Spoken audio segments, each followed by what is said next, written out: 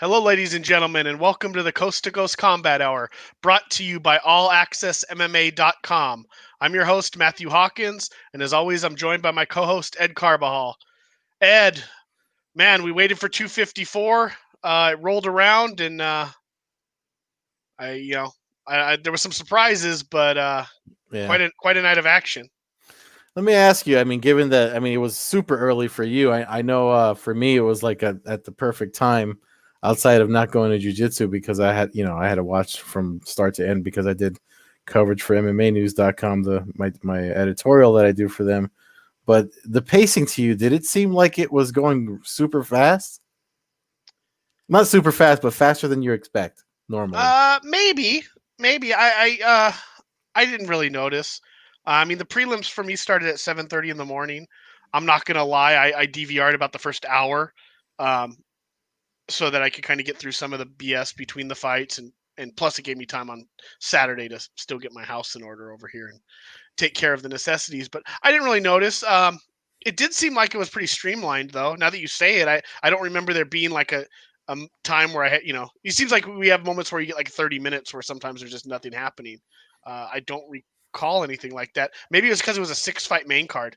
They didn't really have, Yeah, there was not that downtime that a 5-fight would have made to get to your 3-hour mark for a pay-per-view.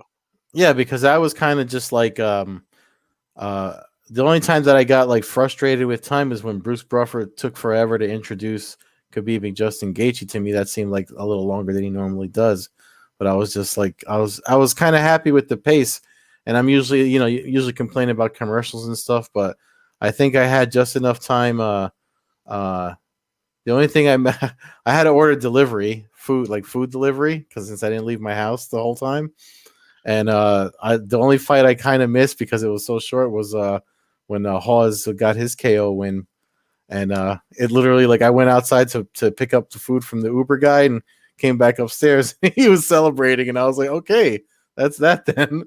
So Yeah, I mean, I should have gambled on this card. I went 6-0 on the main card picks with about 4 of them by the proper proper way to go. So oh, I miss it, Nolan. Thank you so much, man. And trust me, I'm missing me some comics beer and stuff like that. So thanks for chiming in, Nolan King. Sorry about that, man. yeah, no, I saw that Nolan King chiming in for the audio listeners. He's actually Hoping to, we're going to talk about Bellator 250 soon, but he's already there doing frontline work for MMA Junkie. yeah, he's eating donuts by himself. It's got to get Again. old. It's got God. But yeah, getting back to the card. So yeah, the 6-fight main card prelims. I mentioned that the Struve Tuivasa fight would probably be something that would get some fireworks to head into the main card. That proved to be true as Paul Sidibaka, one of our listeners and watchers, Sidi Baka. talked about on fight day. He was hoping for Struve to go the way of James Vick, and Struve did not let him down. He might get a Academy Award for best James Vick impersonation as he crumbled to the ground, not using his size, length, strength, anything. Just, I mean, I don't know. How are you a 7-footer that never uses your length? I can't disagree with you at all. I mean, that's one of the most frustrating things about watching any of his fights. It's like it's that I've actually yelled that at my TV sometimes. I remember like way back when we're going back like 2015, 2016, watching his fights when I used to live with my ex, and I would tell her, I'm like, look at this guy. It's like he doesn't know he's that big. It's as if nobody ever introduced him to Semi Schilt.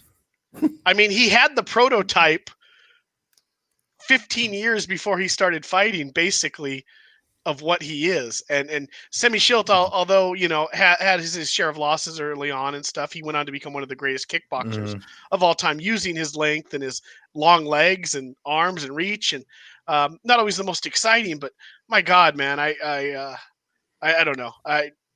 To be 7 foot and never ever finish a guy with like a straight leg kick or even a jab for that matter. I mean, the dude's friggin' huge, but yeah.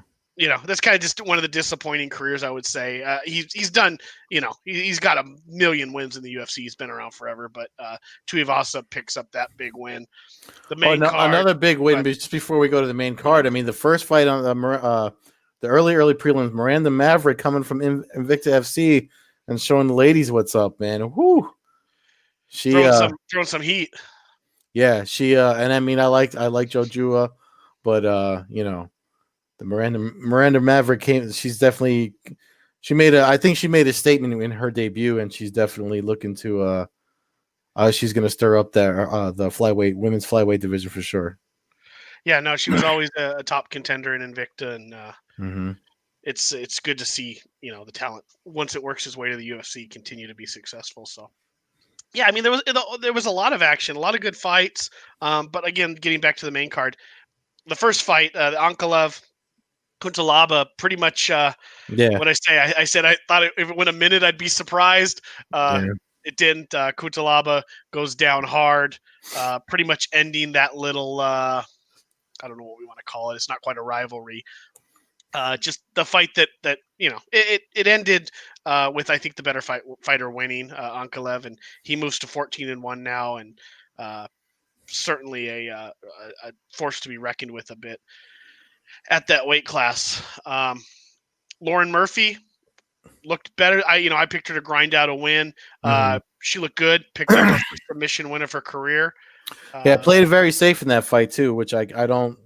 I saw some comments online during the event that were kind of knocking her for not taking out a short notice opponent so fast. But it's like, come on, if you've done all the work she has, you don't really want to risk losing that either. So Exactly. she was super smart. I mean, I know she keeps saying it's luck, but I don't think for her. It's not luck anymore. No, no, no. I mean, that just you're getting good when people are criticizing you for finishing your opponent in 8 minutes.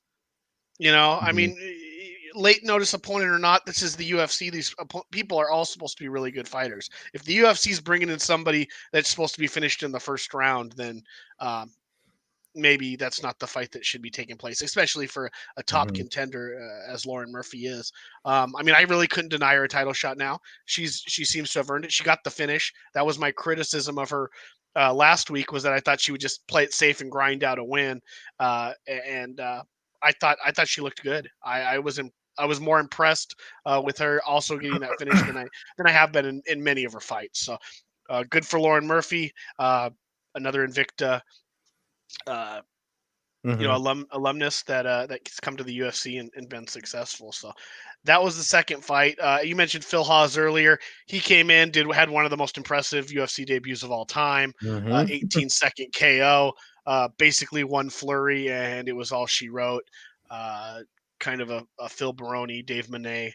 I think it was UFC 35 style beatdown uh, as Hawes picks up the big win over Malkin. That brought us to the big three fights of the night. And I think the six fighters that everybody basically in the MMA world is completely knowledgeable on. Mhm. That started off with Alexander Volkov versus Walt Harris. Uh, Again, not to pat myself too much on the back, but I got to take it when it comes. I believe I picked Volkov to win here by Yeah, finish. we both did. And I'll pat you on the back then too, Ed. You could, but but he But did it. yeah, I mean, it just a uh, perfectly placed. What do you call it? I guess it was a teep kick, basically, to the mm, solar plexus, right in the liver area. A lot of people thought initially it was a low blow. Clearly, the replay showed that it was a clean kick to the solar plexus, and Walt Harris wasn't able to recover. Um, what do you think about Volkov? I know he had his big ups, and then he had his tough fight with Blades. Um, where do you think he goes from here? I don't know. I mean, he's definitely going to be like contender-ish level as far as I'm concerned. I mean, I think that fight in particular, we had talked about it the week before, and it just kind of I don't want to say prove my point, but I mean, because it's not a point if it's facts, it's on paper. I think he just had more experience, and Well, I think he just had his experience trumped Harris's power, and even though Harris could put him away, And again, not not to bring up bad stuff with it, what happened with Harris outside of the cage or whatever, but it's just like you know, it's just one of those things that there's somebody that's more used to wars than what I mean. Like it's just an experience thing. I mean, it was a great fight. I mean, I see him. I see him getting up there. I just don't know if he's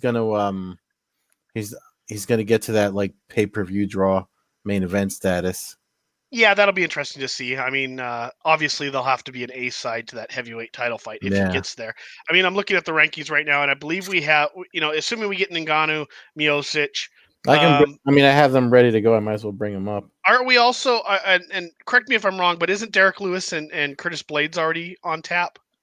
Or am I imagining that? I feel like that's fight that's already uh, signed. Also, um, I didn't, and Volkov, I believe, called out Rosenstruck.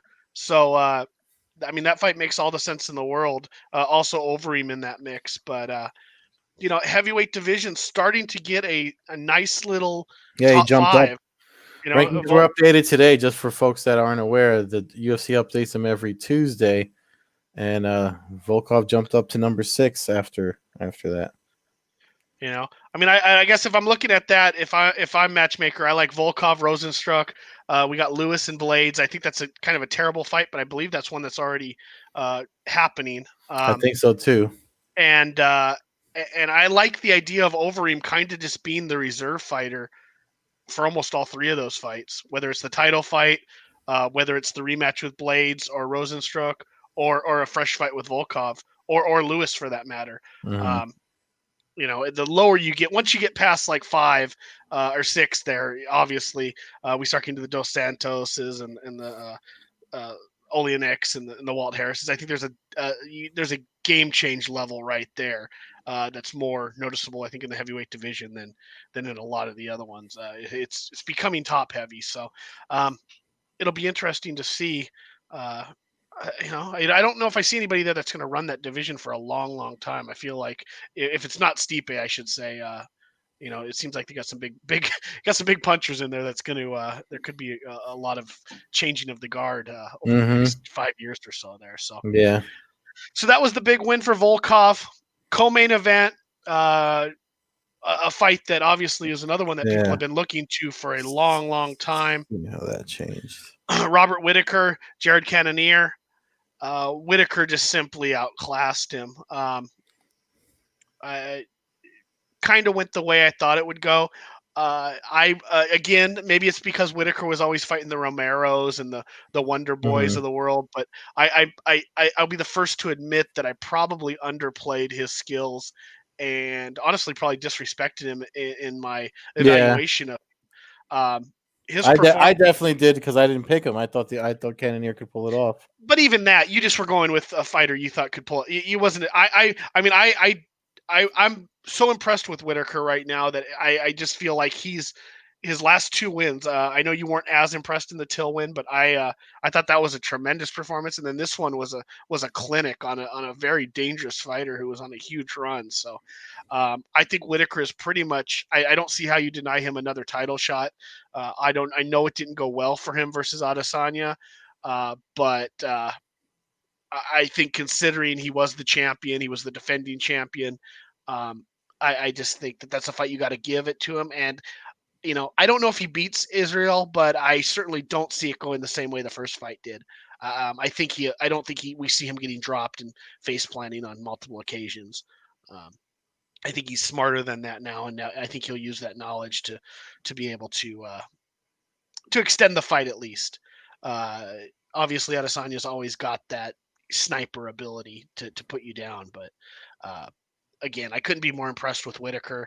I hope that's a fight that we're able to kind of push back um, and get another fight in a huge, whether it's New Zealand or Australia or something like that. It would just, again, I don't know how far we are away from that, but Yeah. I just some of these fights need to have that atmosphere. I feel like that's another one that we've built it up now over COVID time, um, and now it's time that should be one of the ones. Maybe it's a giant stadium show with a McGregor fight or something when we can start having people maybe in Cowboy Stadium or something. Considering you're going to have to, still stack a card even at a 30% capacity Cowboy Stadium. Yeah, but Dana White already went on record that he's not going to do any half capacity or quarter capacity. He's like, we're not going to go to an arena if we can't fill it. Yeah, but So it's that going to doesn't be a make any while. sense. He goes to arenas all the time they can't fill. Yeah, well, no, you're right, but that's I mean his every time they've asked him, he's so far away from thinking about anything involving ticket sales and fans. He's just like I'm not. He said that to I think he said that to Mike Bone from Junkie. Oh, I'm sorry. What's his name? The guy that's always asking the questions first, John Morgan. And he was like, no, I'm not doing. He's like, I'm not going to do 20% capacity if we can't fill the arena. We're not going. And I was Yeah, like, but 20% capacity in Cowboy Stadium is still 25,000 people. yeah. Like I don't think he's But I we're think not. he's just you got to look at the business side of things because there's definitely business that takes place when you have to get a venue, and he's got his own anything he's going to do here. If he can do it in the Apex, he's going to do it here because that's his. You know what I mean? I get it. Then I It's mean all profit. I think we should call him out then next time he says none of this would be possible without the fans. Yeah. Yeah. The next time he brags about a gate, we should just tell him that. I mean, we should call him on it and go, "What's the point of the gate?" Sounds like that's just your White Castle money on the weekends. Like obviously that doesn't mean anything if you're going to put your stars. Yeah, I don't know. Not to be dramatic about it. It doesn't make. I feel like you got to. They're never. We're not just going to wake up tomorrow and they're going to go, "Hey, you can have 100,000 people at a UFC fight." If Texas is willing to offer him 25,000 live fans, which is more than what holds in T-Mobile, I would say that it probably wouldn't be the worst idea to No, maybe but do that. And I'm sure. I mean, like, I'm sure first he says yes, but then they just measure that. They got to look at the return on the investment that they're going to make. Like, if you're they have right. to spend money to get there and get fighters there and get COVID testing and all that, it's that's what I think. That's what it boils down. That's where it comes out. Chamayev comes from, and all these opportunities and weird matchmaking that we're coming from. It's what's the safest way to move forward and still do business. Well, that sets up an interesting showdown then come January. If McGregor's saying he refuses to fight without fans and Dana's Yeah. saying there's not going to be fans, I have a hard time believing that that's going down. I don't think McGregor's the fighter that fights in an empty arena. His whole persona is building off the crowd and Yeah. doing his Jesus hands in the air thing in the middle of the ring, and you know what I mean. Like that's his thing. Like, and that's great. That's what's been one of his attributes that have attracted fans to like him is his the show that he puts on, and it just seems so empty in an empty arena. But we'll see. I don't want to go too far onto that. But Whitaker again looks outstanding, picks up the win. Most likely in line for another title shot, barring something crazy. Jake Sage chiming in. He doesn't see how Yeah. a rematch with Adesanya would go any different. Uh, I tend to agree. I just think that it gets stretched out. I don't think we see him get starched like he did. I think he's too smart for that, and I think he's just too good of a fighter. It would be, and maybe it's a case of Franklin Anderson Silva. Maybe we do see the exact same thing, but I expect a better Whitaker and maybe a more knowledgeable about his opponent. Just the experience of already having been in there. You don't see him. I think he's a smart enough fighter not to fall for the same trick twice. And if Mhm. you watch that fight, Adesanya's movements and he dropped him basically with the same kind of hip movement punch. So I see that. But main event, the fight that we waited for, came and went. And I I don't lost really know what to say. $25.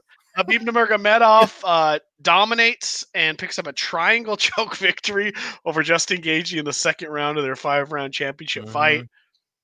I I don't even know what to say anymore. First of all, I'm going to get this off my chest. I think the judges that gave Gaethje the first round, 2 of the 3 judges gave Justin Gaethje the first round. I can't even comprehend that in my mind. I watched that first round and I was actually in awe of what I was seeing.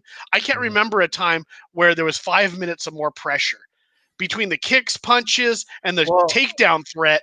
It just seemed like Gaethje he didn't have a chance to ever set up. He was on the defensive for yeah. all every second of that 5-minute first round. And yes, he did land a couple punches and he landed a couple Well, kicks. and that's the thing, though.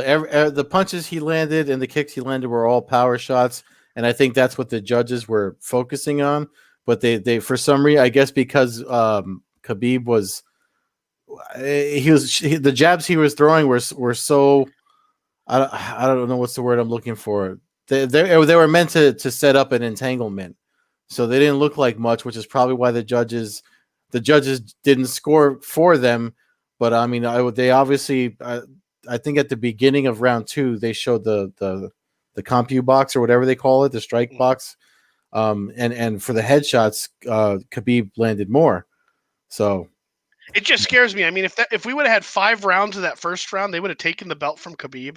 I mean, I mm, didn't see that. I mean, I almost thought it was 10-8 Nurmagomedov. The amount of pressure and Gagey a fighter that we know is willing to go out there and just go balls to the wall, could do nothing other than kind of squat down in an uppercut position, in worried about that takedown. We're talking about a Division I wrestler. On top of that, he still got taken down and mounted within about 5 seconds of the first round. You know, he got saved by yeah, the but bell essentially. he baited him. He didn't do like traditional takedowns, which is one of the things that Gaethje did a lot of media afterward because Khabib, just left. Um, but one of the things he addressed when looking back at the fight was like, I need to focus on my MMA wrestling and I need to focus on my jiu-jitsu, obviously because of the submission loss. But if you rewatch those fights, especially the takedown that brought us to the end. He one of the things that Khabib did was trying to get them to entangle so he can go into grapple mode. Was that I guess he noticed that Gaethje was overcommitting on all the strikes. You could hear him exhale because he was trying to throw everything with bad Mhm. intentions. And the second one and the final one, he overextends and Khabib kind of takes it and wraps himself around and spins Gaethje around to make him and turn. It's more like a trip than your traditional takedown, but it's a really nice setup in the fact that I mean that's what I guess that's how good you get when you've been fighting since you could walk. You know. Yeah, I mean, it's just to me, it's just so impressive. I mean, whether no matter what way he used to get him down, I mean, the reality was he made Justin Gagey look like me trying to stop the takedown. I mean, it was down. He was down, mounted, and submitted in like 15 seconds. A Division I wrestler. you know, I mean, I maybe this happened so recently, so there's a bias, but I don't think there's ever You been a want more dominant fighter than Khabib you Nurmagomedov. want to know what's crazy is that the setup was the same in both the end of round one and the one he got the finish. It was literally the exact same setup where he. So if you remember the fight, he goes for the armbar at the end of round one, and he didn't. He could have taken that, and I really couldn't see why he didn't take the armbar until I don't know if you saw the clip from Helwani in DC that was on Twitter today, where Daniel Cormier said he talked with Khabib about it. And he said I did that because he knew Gaethje wouldn't tap from a joint submission, which is why he went for the choke because he was like he actually likes Justin Gaethje. They both have the same manager. They have some history together that folks know about by now. But he was like, I know if I he told Daniel Cormier, and Daniel Cormier said today on DC and Helwani, um, that he didn't want to do a joint submission because he didn't want to hurt him because he knew he wouldn't tap. So that was an arm break. And the only reason I believe that is because when he went for the arm bar, Gaethje was doing something else with his other hand.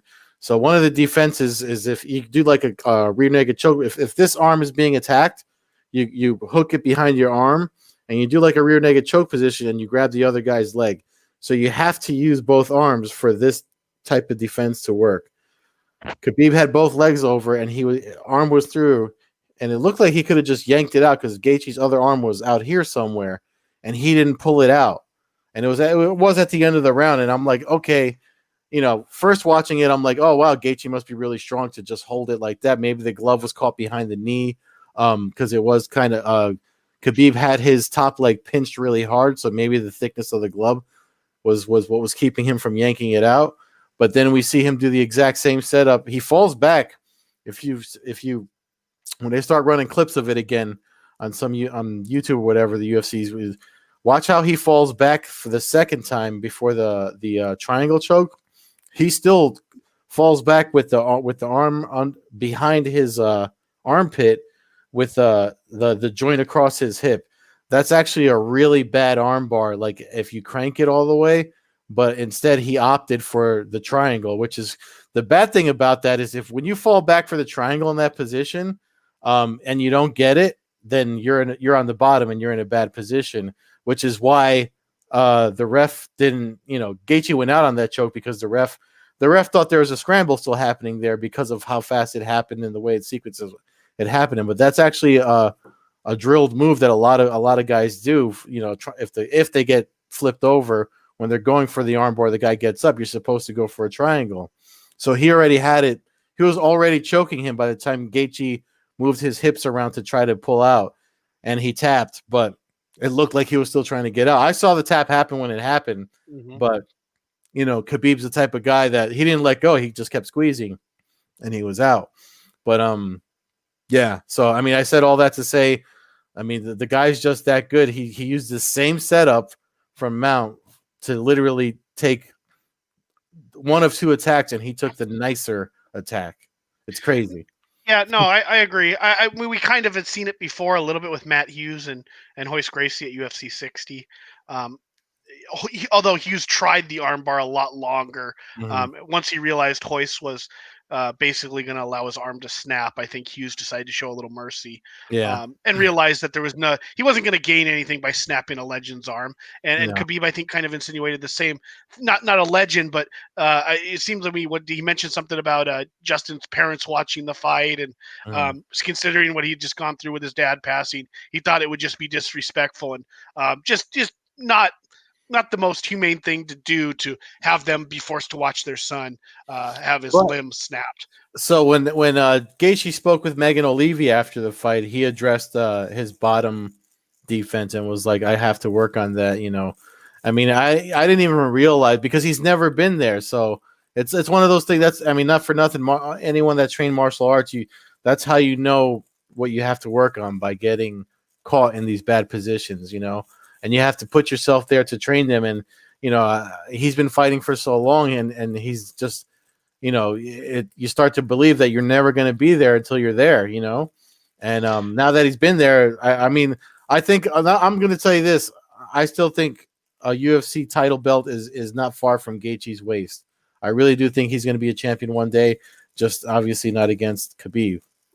No, and so at the end of the fight, Khabib gave his speech, left his glove in the ring, retired from MMA at 29-0. Probably the first professional athlete I've ever believed that he's Mm-hmm. actually retiring. I don't know if it's because of his devout religious beliefs. He just doesn't come across as somebody that would go against what he says. Yeah. He seems like a pretty straight shooter, and I believe that he's going to retire at 29-0 at 32 years old. Um, God, I mean, I look at the rankings now, and you take Khabib out of that, you know, we might go like 2 years before there's another takedown in a UFC lightweight title fight. Who's going to take somebody down? Yeah. I Charles, mean, if DeBronx gets to the final to get to a championship fight, I mean, but in general, there's not when that top 5-6, there's not a whole lot of takedowns. We're going and to see. here and we still have because he hasn't fought yet. He's not even in the You're top right. 15. Michael Chandler's going to be popped into the top 15 somewhere once he gets a fight in. So I mean, once this will be probably updated next week. I'm sure that the this because once Khabib is like officially retired, they have to remove him from this stuff because then you have the lightweight title picture. So like I don't even know, you know, it's like Justin Gaethje. That's the other thing. Justin Gaethje, he lost this fight, but he kind of didn't lose his position. Like he's probably still next in line for a title fight when you think about it. Like it's probably going to be him versus somebody for a UFC lightweight title. And now we just got to figure out who because you keep seeing Tony Ferguson being matched up with Chandler, and then McGregor and Poirier already for January. So who's what I mean? Like Well, I mean, I don't. We just talked about it. I don't think McGregor. I don't know if McGregor does McGregor fight a title fight with no crowd. I just can't. I can't get around that in my head. So let's throw Connor out of there. He's supposed to fight Dustin Poirier. I think that'll yeah. We I should mean, throw so let's Connor out. Yeah. and I don't. I don't know. The deserving guys on that list, give or take losses on the list currently, not including Chandler. I think the championship fight should be Tony Ferguson versus Justin Gaethje, although they're both coming off a loss. To me, Mhm. that's the two guys that kind of worked their way up there. And Ferguson, through a million other ways, never got his shot at Khabib, and Gaethje just if it wouldn't surprise me to throw Chandler in there either. I mean, we saw a promo cut for him during a UFC pay per view. Yeah. I can't remember the last time that's ever happened. Yeah. Well, They I did a mean, promo for a free agent that was signed. yeah, they didn't do that for Eddie Alvarez. You're right. They didn't do it for Adesanya. They Yeah. didn't do it for I don't remember anybody. I mean, the only thing close to it was like the return of Brock Lesnar at UFC. Uh, 199 when they announced that he was coming back for that fight at 200. Well, I figure. I mean, I think they're putting Chandler and Gaethje's name together just because it's like, you know, Ferguson lost. Gaethje got obviously to number one because of that, and then Poirier and I mean, I wouldn't mind Chandler and Poirier. I feel like that's a more fun fight. But the history with McGregor and Poirier, and they've negotiated their own fight. I guess that's going to happen.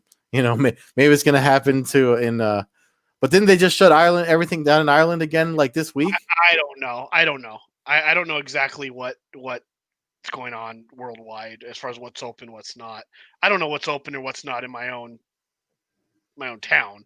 So I don't know who uh, Jeff is, but Jeff says, "Hey, man." all right. What's up, Jeff? So yeah, I don't know. I just look at that and there's a lot of bangers on that list. I think we're in for a hell of a run. We know what would happen if this was Bellator. If this was Bellator, Tournament, yeah. tournament. UFC, I doubt will do it. I don't know, and No.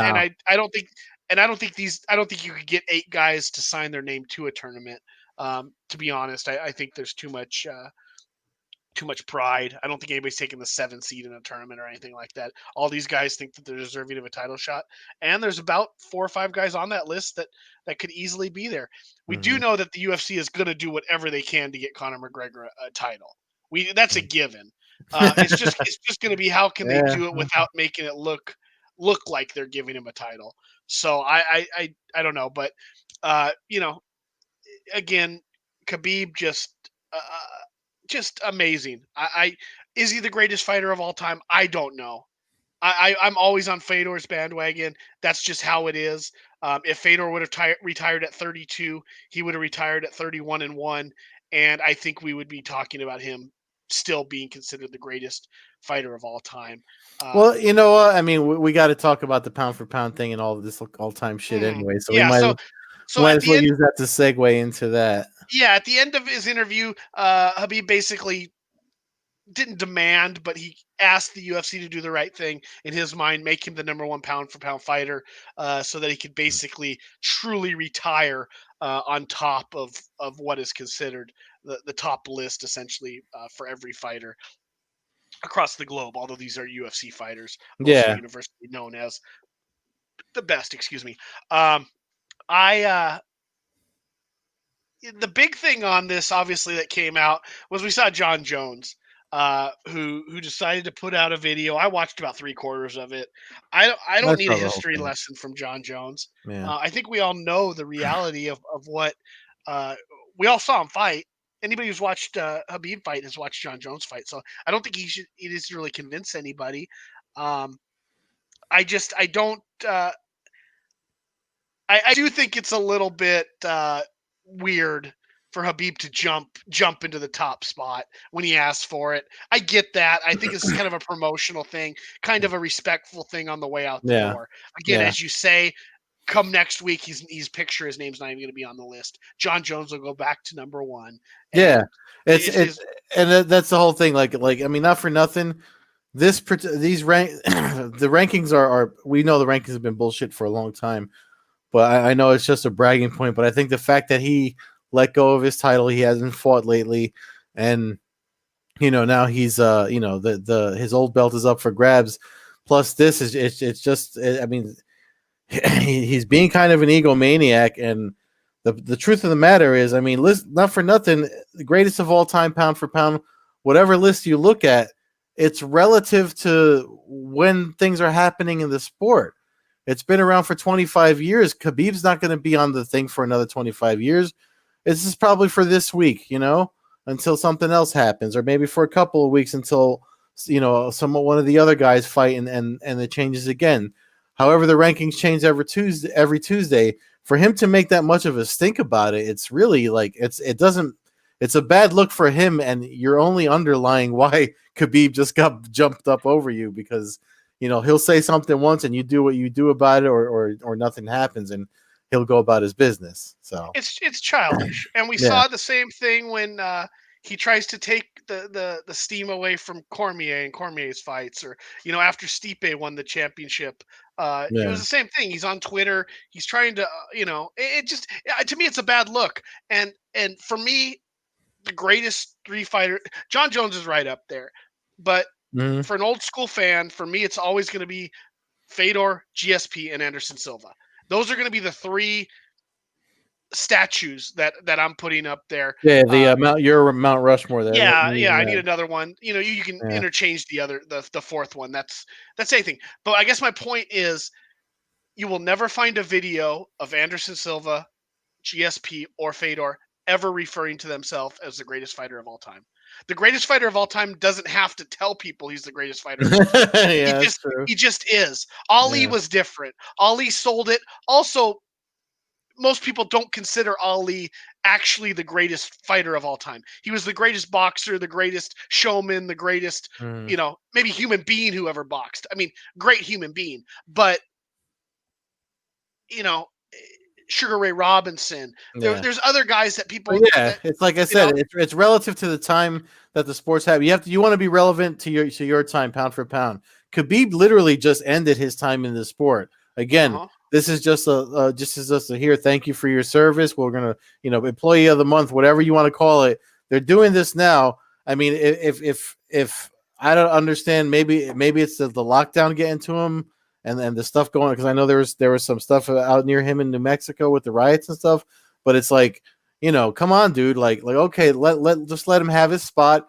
You're probably gonna be there again soon. Like, He obviously has an issue with some self-doubt. I mean, we are talking about somebody who even though was considered basically the greatest fighter in the current era, was caught busted doing steroids. I mean, mhm, we're not he doesn't come across as the most mentally strong human being that has ever stepped into a cage. He seems like he needs this constant appreciation towards him. And again, the three greats I mentioned, you'll never see it talked about. Obviously, as Jake mentions, there is a recency biased. That's why I'm mhm, trying not to jump the gun here and call Habib the greatest fighter of all time. I just know that I've seen a ton of fights. I've seen I again, I don't need to, we know what the deal is. I just don't, I can't think of a single guy who ever dominated anybody. I mean, I wrote it in an article for one of my Hawks Nest articles after the UFC 205 there in New York. That was the first time I had seen Habib fight live, and he fought Michael Johnson. And I had mhm. just never seen that kind of just domination. I mean, Yeah. it's unheard of. I mean, for a No, dude, I what mean, to go 29-0. I mean, people are arguing about quality of appointment of opponents and things like that. Yeah, the how hard this sport is. Never mind the level of competition. I mean, there's people that try MMA, do a couple of amateur fights, and never even make it to the pros. So to think to not only to go 29-0, but to do it as a professional and fight your way all the way up to the UFC's level, and never lose a fight, let alone maybe a couple of rounds, based on who's judging. like it's crazy that, I mean, he's definitely, like, for me, yes, he's up there with I always consider George St. Pierre like the Michael Jordan of MMA and stuff like that, because of certain things he did with the way he carried himself and things like that. But I mean, he's definitely up there. Even George St. Pierre did an interview after his fight when saying, he's like, wow, the guy's amazing. I mean, look at, I literally thought we were going into 4 or 5 rounds, him and Gaethje, and I was immediately at the end of the first round, I was like, this ain't going 5 rounds. Well, I mean, look at some of these other fights we get at lightweight. I mean, Poirier, Gagey, these guys are known for like the bloodbaths they put on. Mhm. Khabib never bled in a single one of his 12 UFC fights. When you look Nice. down the list, even some of the smaller names, Abel Trujillo was known as just a bomber who would put people's lights out. Couldn't touch him. RDA, Dos Anjos, again, another guy who's known for getting in people's faces, former champion, couldn't touch him. Michael Johnson, I mentioned, Barboza, Iakenta, McGregor, Poirier, Gagey. Are you telling? If you told me that somebody would go through that run and never have a cut, I mean, that's just it is. It is Mhm. so. It's a level that I don't think we'll ever see before again. Um, and No. I'm not. I don't like to say that. I mean, the thing about Fedor was amazing is that he had his issues of getting slammed on his head. He had his Fujita moment. He had, he had some adversity to come back from. Habib never put himself in that. I mean, there was when people have to go, well, look, Michael Johnson might have landed one punch on him and it might have dazed him. I mean, that's where we get to, or Gagey landed that uppercut. I mean, when we have to speculate whether a punch hurt somebody over somebody's 29 fight career, it's just incredible. And I hope he stays retired. I hope he does whatever's best for him and his family. Um, I just I am I'm so happy that I got to see him fight, not only in person but on TV. I mean, it's just something that all Yeah. of us as fight fans should always be keeping in mind to remind the next generation of kids and MMA fighters about these guys because Yeah. we're the only one who's going to keep it alive. You have to, you know, uh, Nolan King. I saw he posted something about Anderson Silva, who we're going to get to here shortly. Hmm. Talking about how great he was and how much he meant to him. Nolan King's got the voice to get that out to a lot of people. And I think even if it's every year just reminding people on the greatness that there was of GSP, of Anderson Silva, of Fedor, of Mighty Mouse, of Habib, of Conor McGregor. I mean, whoever it is, we need to. We don't have the record history like other sports have, and I think it's up to people like you who do writing, like me who like to talk, like Nolan, like John Morgan, all these guys to constantly be reminding people of the history and the greatness that we've seen. So, I mean, I just think it's great. I'm honored to have witnessed his career, and again, see him fight live in person 3 times is something that I'll cherish forever. So that wraps up Khabib. God, we got two more big subjects to get to. I guess let's jump to Bellator real quick before we end on the Anderson Silva topic. Bellator 250 kicks off this Thursday on CBS Sports Network. Early start time. Main card starts at 8 o'clock Eastern. So especially West Coast people, although it does appear to be only a 3 fight main card on CBS Sports, set your DVRs if you got to work. I Hmm. know I will be rushing home, DVR not to try to catch it. But the prelims also, I believe, start at 5 Eastern on their YouTube channel, and I believe the Bellator app as well. So huge fight. Musasi, Lima, middleweight supremacy after Lovato retired. This is the super fight that Bellator could put on. I can't think of a single fight in Bellator history that even comes to close to matching this fight. You got to go to, I guess, Rory Musasi. But this one just feels different to me. I I I know you love the fight as well. So why don't you give me your take on how you see it unfolding a bit? Well, I'm a little. I had a take, and then I kind of changed it. I don't know if you for MMAnews.com. I spoke to both of these guys back in March, the week COVID hit, and then obviously, we've had all these months in between with everyone dealing with, maintaining stuff and things like that. So we got updated interviews with some of the guys on Bellator 250 over at MMAnews.com YouTube channel. James Lynch, who was on the podcast a couple of weeks ago, spoke with Musasi, and he said he had some issues with his knee, and during the time that he the downtime with COVID and waiting for because they were waiting. Remember how we were concerned May, June, like we were waiting, like May, June, July came, and we were kind of like, okay, let's get everybody's back with Bellator, and we were like worried about it. Mhm. And so apparently during that time, he had an issue with his knee that he had taken care of. I mean, he says he's ready to go. Obviously, no fighter's going to say they're not ready to go, especially on fight week. So, but just when I heard that, I was concerned about it, and I want to say that I mean Lima seems to have just gotten better too over the years. I mean, especially when the whole thing with one at 170 with Rory. I feel like this might be double champ time for Lima. It's just because of what Musasi said lately. But again, if you see any interview with Musasi, he always seems like he'd rather be doing something else. So Yeah, I mean, to me, they're God, it's a spectacular fight. I gotta go it with is. Yeah. Musasi, and I'm gonna go with Musasi based off of what I perceive to be a size difference. That will be seen obviously when they step into the cage. Mm-hmm. But Lima traditionally is a natural 170-pound fighter. I can't recall any times of him really having trouble making weight. Um, Maybe somebody will correct me on that, but I can't think of a time where I remember him having issues at 170. Whereas Musasi's fought everybody from Mark Hunt to Mm-hmm. Machida and everybody through the light heavyweight and the middleweight division, really worldwide. I got to go with the size. I think his strength will be a little bit too much. I don't think he's going to finish off Lima. I don't know if I don't see that unfolding.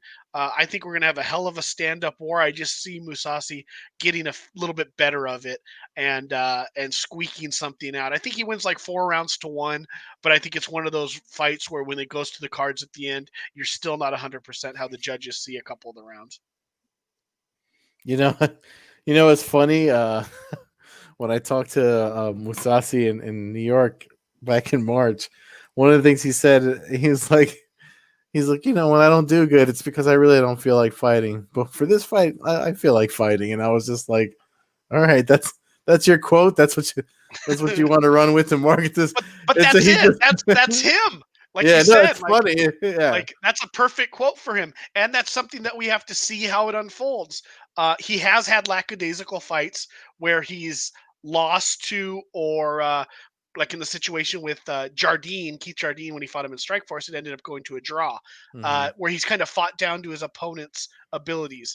Uh, Pound for pound, skill wise, Musasi is in the pinnacle of that.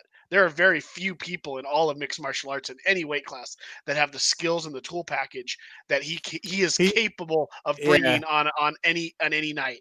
he does seem ready for anything that Lima might be trying to bring because in that interview he did with Lynch, he also said that he was like he might maybe he'll try to surprise me and take me down because that's where he feels he's stronger than him with if on the ground if they go to the ground Musasi feels like he's got the advantage, but that is something that fighters tend to do to each other. Whatever you think my weakness is, I'll take you there just to mess with you and surprise you with it. Has happened before, and I that's also very telling of where he is mentally. So he looks like he's ready to go. Jake chiming in again with a question on our comment things, asking me if I think he gives Usman a run for his money. I think Musasi gives anybody a run for their money Hmm. from about 225 pounds down. I think he's that good. I don't think he beats everybody. Obviously, he does have 7 losses, although he has 46 wins. Um, I just think he's as skilled a fighter as we have out there. He just doesn't always bring the killer attitude to the Yeah. cage. Usman. I mean, Usman's 170-pound fighter, so I mean, Musasi's gonna have gonna be big on him. But just like I project this fight with Lima, until we see him in the cage, I don't know. Um, Mhm. in my mind, I'm thinking that Lima's going to be like in my mind, I'm thinking Lima's like 190, and I'm thinking Musasi's going to be like 205, 210. No, they Um, match up pretty well frame wise, from what I remember. I mean, I have pictures. I don't have them up that I could bring up right now. They're in my phone and some cloud location. But I mean, they size up, match up pretty well frame wise. Maybe Lima's got a bit of a mass advantage over Musasi, but I mean, we've seen that doesn't matter for him, just because of his skill set. So it's definitely going to be fun. I mean, I mean, I know we got another fight on Saturday that we're going to talk about in a bit, but I do feel like that's going to be a fun fight to watch. It might be if we're talking about fight of, the night for Thursday night and Saturday night. I feel like the one that's going to be more our entertainment value it's this one. Yeah, I mean that's the fight. This is the fight that means the world. This is for like big dog status in Bellator. Mm-hmm. I mean, you're talking the name of Musasi who's come there and done his thing. Take Lima this down. kind We're of done talking about that. yeah, Lima's kind of the lifetime Bellator fighter. Now that Chandler's out the door, Mm-hmm. it really is Lima and Patricio Pitbull now are kind of the old school guard of Bellator that are still on top of the world. So I think it's great. Jacob Gwynn getting asked about Izzy Adesanya. Musasi Adesanya is a dream matchup for the ages. I'm not going to pick a winner because I don't think you can pick a winner, but that would be a fight that would be about as good as humanly to be Uh, made at this time. you should definitely check out that interview he did with Lynch because Lynch they talked about Adesanya, both Musasi and Lynch, and Musasi seems very impressed with Lynch. So you never know. Obviously, obviously that fight's not going to happen before someone retires, but still, the fact that Musasi is impressed with Adesanya, I think that's a little telling of maybe there might be a little bit of awe there too. I mean, Adesanya is he's another guy that's got a high undefeated number that It's there's a hard not reason, to be in awe. yeah. Hard not to be in awe, and that would be an amazing fight. Uh, Co-main event on this fight. You talk about banger of the weekend.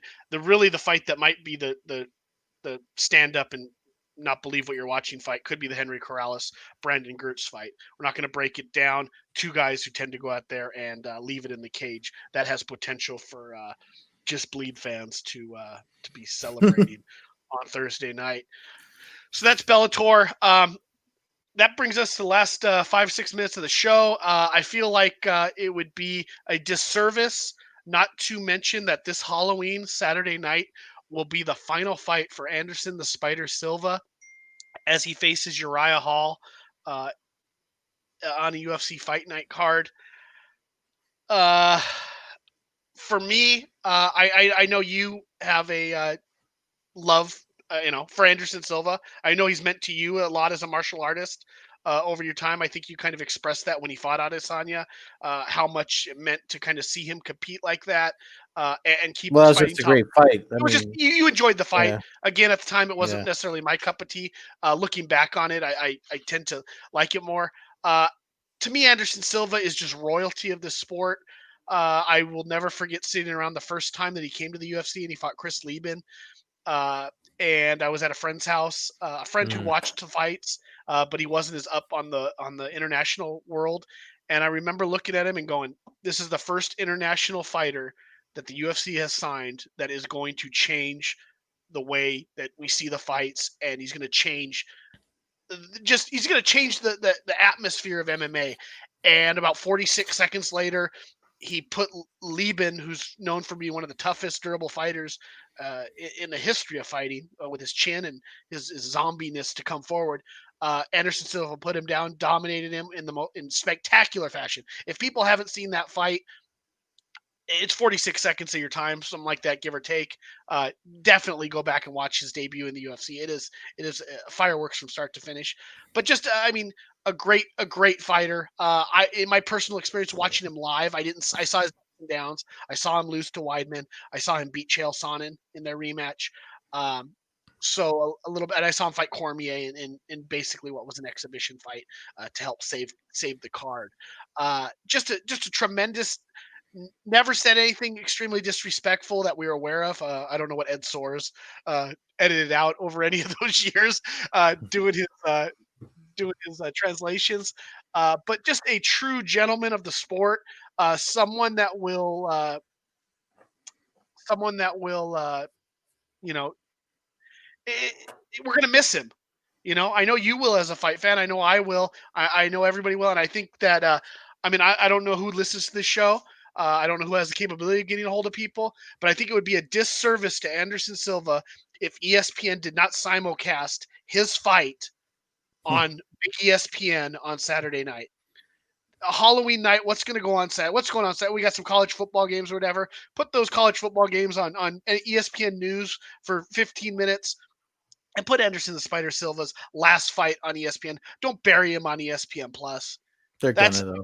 I find that so that bothers me. Hopefully, maybe that'll get into somebody's ear. If it does, I think it would be a great moment. But I'll leave it to you, Ed, to kind of wrap up here with your opinion on Anderson. But to me, I'm grateful again, like I said with Habib, that I got the opportunity to watch his career from start to finish, and he left me in awe and entertained me for almost 2 decades. Remember when he got heel hooked by what's his face in Pride? Yeah, yeah. I mean that's one of the things to me that just it was for Anderson Silva. I mean when he lost there, people were like, oh, and then he got to the UFC and he started cleaning house. People were like, oh man, he was like a B fighter in Pride. Look at him now, and it's just like to me that was kind of like the thing that I used to say. Listen, don't sleep on the guys from Pride because look at what they can do. You know what I mean? So Anderson Silva was that guy for me. Um, I guess now it's the former Strike Force fighters that are those people now in the UFC. But you know what I mean? When you're talking about like you said, from when Anderson got there and the way he rose up and a lot of the feuds, one of the most historical feuds, there's going to be an ESPN 30 for 30 or about it or something. Him and Chael Sonnen's, fights. That I mean that not only elevated his own legacy, but Chael Sonnen kind of got he was the heel in that situation, and bad the gangster is not the gangster. If it was they did that 30 for 30 for Liddell and Ortiz, and they say like everyone has to have that. I mean that's the same dynamic that Silva and Sonnen had. So the legacy doesn't exist without the other guy for any of those fighters, and I definitely yeah. I know he's had his bouts with the PED stuff or whatever, but this is because they started looking. You know what I mean? I mean, for as long as we've been watching fights with freak show fights from Pride and stuff like that. You know what I mean? That goes to me. That's like, all right, it is what it is. That's what happens when you keep trying to fight after 40. I mean, sometimes our vitamins, not all the ingredients are on the labels. You know what I mean?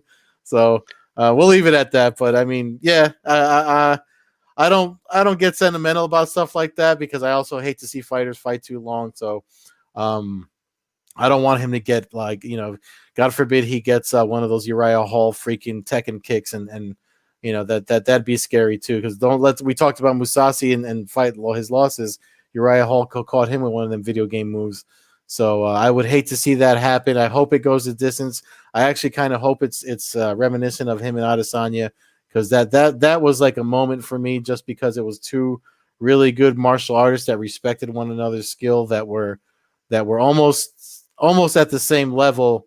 Obviously, Adesanya was a better man, but there was a round there that Anderson Silva did win. So let's give the man his due. I mean, I hear you, Matt, but ESPN don't give a shit about MMA that much.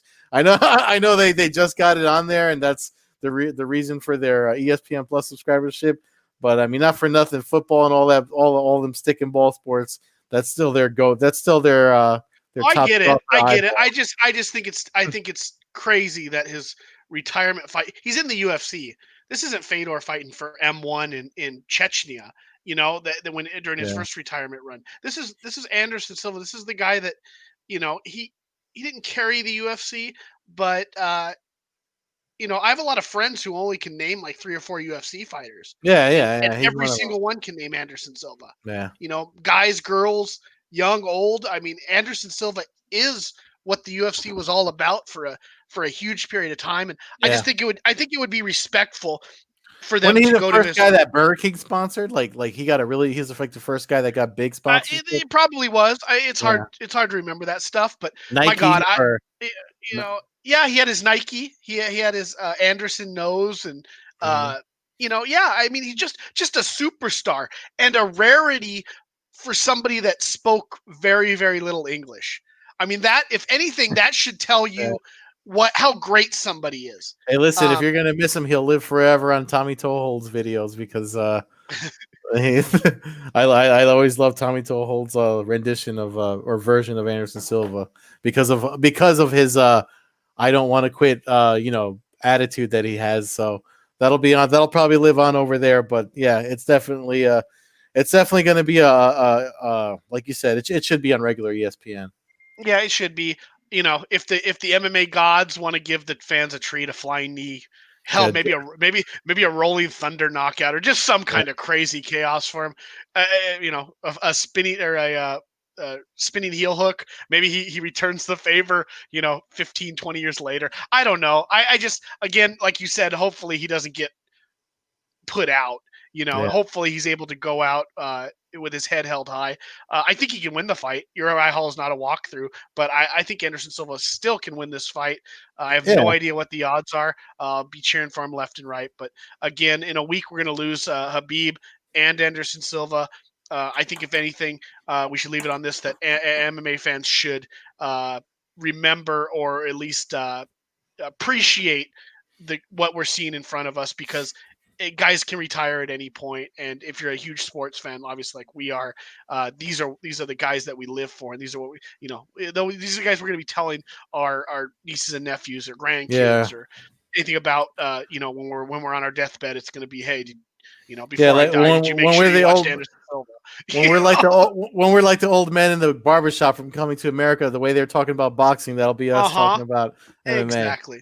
And we might still be doing it on this podcast 30 years from now. Who Yeah, knows? But anyway, so let's wrap up there. Again, fans, check us out at allaccessmma.com. You can get our video podcast there weekly. Blogboard Jungle and Anchor generally will be the first ones to kick out our audio of the podcast. Check me out on Twitter and Instagram at MMAHawk21. You can check out Ed at Carbazol on Twitter, Carbeerzol on Instagram, Old Head Carb on Twitch, uh, Musashi Lima, Anderson Silva. Talk to you about it again next week, Ed. I look forward to it. I'm fired up.